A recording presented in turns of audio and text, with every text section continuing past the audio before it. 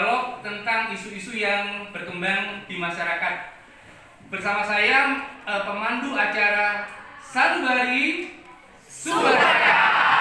Di acara Sanubari Subarka kita akan membahas isu-isu yang hangat diperbincangkan dalam perekonomian Indonesia. Sebelumnya, membangun jiwa mandiri sejahtera, majulah SMA 1 Singgaran Jaya. Ya, terima kasih atas apresiasinya. Dalam acara Sanubari Subarka, saya akan menghadirkan 3 panelis yang nanti akan berdiskusi bersama untuk membahas isu-isu yang berkembang di masyarakat dengan tema ngopi. Ngopi adalah ngolah pikir, ngopi adalah ngobrol pintar, dan ngopi yang paling penting yang sesuai dengan tema pada siang hari ini yaitu ngobrol perkara inflasi. Akan saya panggil panelis yang pertama, ada Amel. Silakan Amel untuk mengambil tempat duduk yang disediakan. Panelis yang kedua Ismi Latifah Hanum. Silakan. Panelis yang ketiga Farel. Silakan Farel mengambil tempat.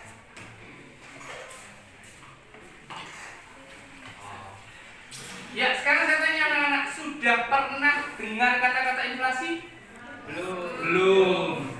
Waktu kecil anak-anak pernah enggak berangan-angan, kok gak udan duit kok ya? Pernah? Pada kenyataannya, misalnya terjadi hujan uang beneran, yang terjadi apa? Semua orang punya uang, akhirnya masuk pasar tidak, itu pasti. Iya, pasar tidak ada karena semua orang sudah punya uang. Gambaran kecilnya misalnya, yuk aku tuku berambang, orang kudu aku duit dhewe. Intinya uang tidak ada nilainya. Atau anak-anak misalnya dalam tanda kutip berpikir yang agak logis, Pak, kenapa pemerintah tidak mencetak uang sebanyak-banyaknya untuk menutupi utang? Pernah berpikir seperti itu? Ya. Padahal itu sudah dilakukan oleh pemerintah. Yang terjadi apa? Uang jadi tidak ada nilainya. Itulah anak-anak yang dikatakan sebagai inflasi. Amel, didefinisikan inflasi itu apa? Inflasi sendiri Iya. kondisi ketika harga barang itu naik secara terus-menerus. Iya, bagus. Jadi inflasi itu terjadi karena harga barang itu naik secara terus-menerus. Tetapi perlu diingat anak-anak, perlu diingat bahwa kenaikan satu macam barang saja tidak dikatakan sebagai inflasi. Karena inflasi yang sesungguhnya itu terjadi apabila ada kenaikan harga BBM yang pastinya akan berpengaruh terhadap kenaikan harga barang yang lain. Oke, pahami inflasi ya? Oke.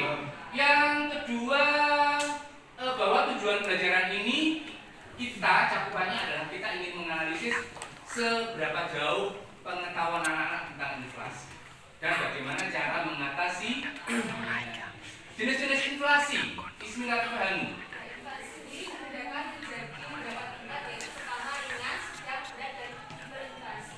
Iya, kemarin waktu pembelajaran indeks harga kita mengetahui ada persentase perubahan harga terhadap perubahan jumlah barang yang diminta. Hasilnya ada berapa persen kemarin? Ada 13%, ada 10%.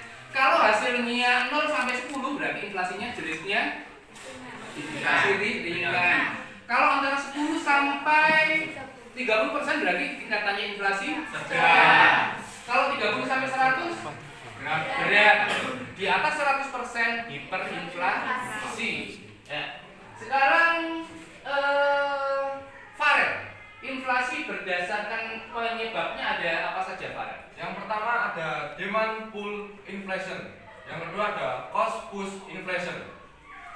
Ya, itu bahasa Inggrisnya. Demand pull inflation itu adalah bahwa inflasi itu terjadi karena adanya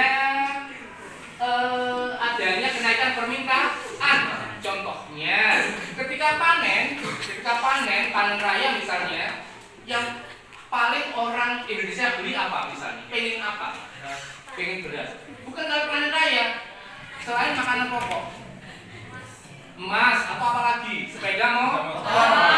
Itulah kenapa pada saat panen itu pasti harga sepeda motor naik. Itu karena apa? Karena kenaikan permintaan yang bahasa kerennya disebut demand pull inflation.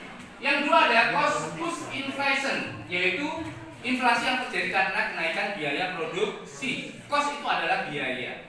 Misalnya harga berambang naik, harga cabai naik, harga nasi goreng pasti naik. Itu yang terjadi. Kemudian berdasarkan asalnya ada apa, Farel? Yang pertama ada domestic inflation dan yang kedua ada imported inflation. Domestic inflation adalah inflasi yang terjadi berasal dari dalam negeri. Imported itu adalah inflasi yang terjadi berasal dari luar negeri. Cara menghitung laju inflasi ada GNP deflator. GNP deflator itu adalah GNP tahun ini, ya, GNP tahun ini.